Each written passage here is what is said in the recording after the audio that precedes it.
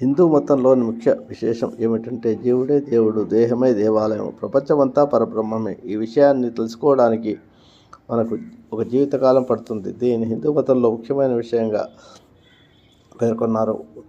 దేవుళ్ళనగా బంగారు ముద్దలో నుండి ఎన్ని నగలు చేసినా అది అన్నీ బంగారమే కదా. అలాగే పరమాత్మలో నుండి ఎన్ని రకాల రూపాల్లో దేవతలు వచ్చిన ప్రాణాలు వచ్చాయో అవి అన్నీ పరమాత్మ స్వరూపాలే అవుతాయి. ఎన్ని కోట్ల ప్రాణాలు ఉన్నా అవి అన్నీ కూడా పరమాత్మ స్వరూపాలే అవుతాయి. అందరూ దేవతలే. దేవత అంటే వెలుగునిచ్చేది.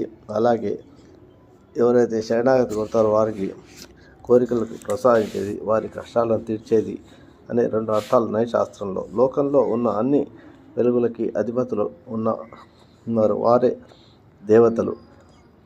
అవి ఏంటంటే పంచభూతాలు: నీరు, గాలి, పంటలు, బట్టలు,